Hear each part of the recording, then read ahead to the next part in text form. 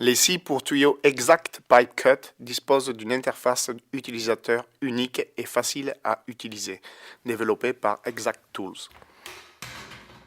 Tout d'abord, nous scions le tuyau en vitesse réelle, puis nous passerons en revue chaque étape de l'utilisation de la scie pour tuyau.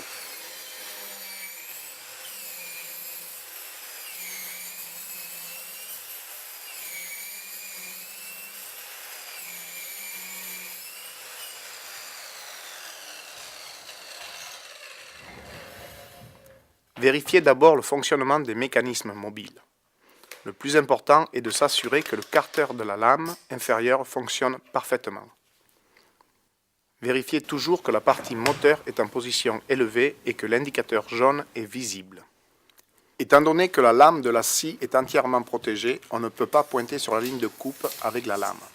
Il faut pointer à l'aide du rebord de mesure qui est pour les modèles Euro à 20 mm et pour les modèles US à 1 pouce, du véritable point de coupe. Donc, déduire de la longueur souhaitée du tuyau de 20 mm ou de 1 pouce lorsque vous tracez un trait de coupe sur le tuyau. Placez le tuyau à couper sur les supports pour tuyau de manière à ce que, des deux côtés du point de coupe, se trouvent deux supports pour tuyau. Si vous coupez des morceaux courts inférieurs à 10 pouces, il n'est pas nécessaire de soutenir la partie qui chute.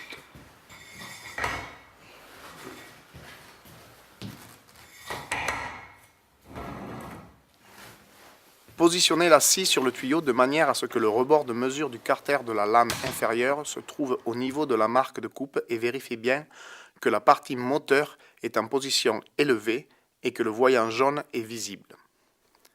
Fixez fermement la scie sur le tuyau et assurez-vous qu'elle bouge librement dans le sens de la coupe. Tenez-vous debout derrière le tuyau et placez votre pied gauche sur le tuyau. Assurez-vous que votre position est stable et sûre et que vous ne soyez pas obligé de tendre le bras pendant la phase de découpage. Faites légèrement tourner la scie vers l'avant, environ de 10-15 degrés, afin que le perçage soit effectué aisément du côté droit. Il est important de commencer à scier en étant dans une bonne position. Déverrouillez le mécanisme de blocage de sécurité du bouton marche-arrêt et appuyez sur le bouton marche de la scie. Appuyez sur le bouton marche pendant toute la durée du découpage.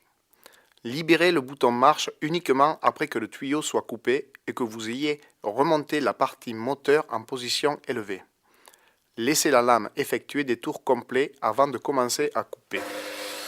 Appuyez uniformément sur la manette d'utilisation jusqu'à ce que la lame touche le tuyau et continuez à appuyer fermement jusqu'à ce que la lame perce la paroi du tuyau et que le voyant jaune disparaisse. À présent, la scie est verrouillée en position de découpage. Commencez à scier en avançant la scie vers l'avant et en même temps, empêchez le tuyau de tourner avec votre pied gauche. Enlevez ensuite votre pied gauche pour libérer le tuyau et tournez la scie et le tuyau vers l'arrière. Répétez le mouvement jusqu'à ce que le tuyau soit découpé. Le mouvement est correct lorsqu'il progresse jusqu'à 1/6 de la circonférence du tuyau. Une fois que le tuyau est coupé, déverrouillez la partie moteur en poussant le bouton Unlock vers l'avant et relevez la partie moteur en position élevée. Vous pouvez à présent libérer le bouton marche. Détachez les griffes de la scie hors du tuyau et enlevez la scie du dessus du tuyau. Assurez-vous que la partie moteur est en position élevée et que le carter de la lame inférieure soit abaissé de manière à ce que la lame soit complètement protégée. La gamme Exact propose différentes lames qui sont adaptées à différentes fins d'utilisation.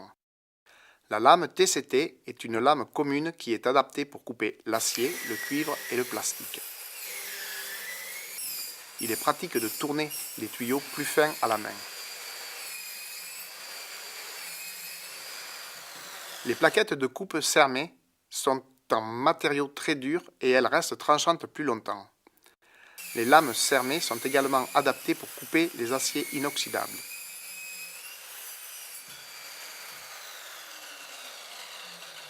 Les lames TCT et Cermet peuvent être aiguisées plusieurs fois.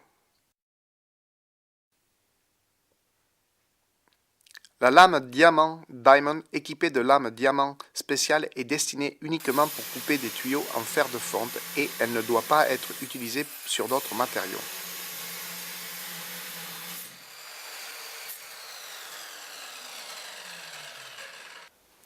Si vous avez scié un tuyau en plastique et que vous avez l'intention de scier du métal, nettoyez toujours la lame avec soin.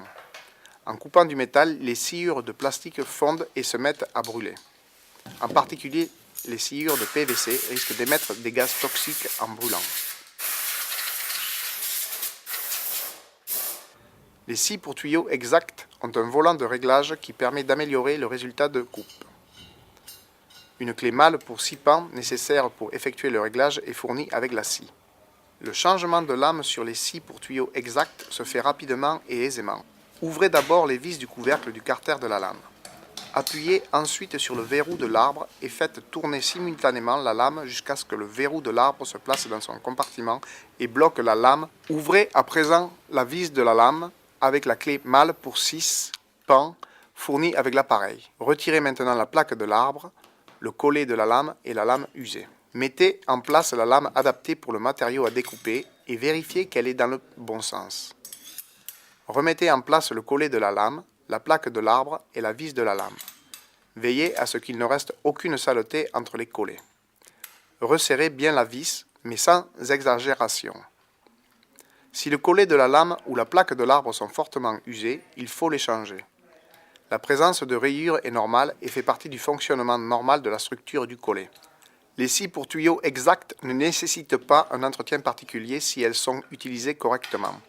Outre le nettoyage normal, il faut de temps en temps huiler les parties mobiles, comme le volant de réglage, les roues de freinage, ainsi que les axes et les charnières de liaison. Ne jamais scier trop longtemps à la fois. Si on ne laisse pas l'appareil se refroidir comme il se doit, il chauffe et les parties métalliques peuvent devenir brûlantes. De plus, une surchauffe endommage la scie autant que la lame.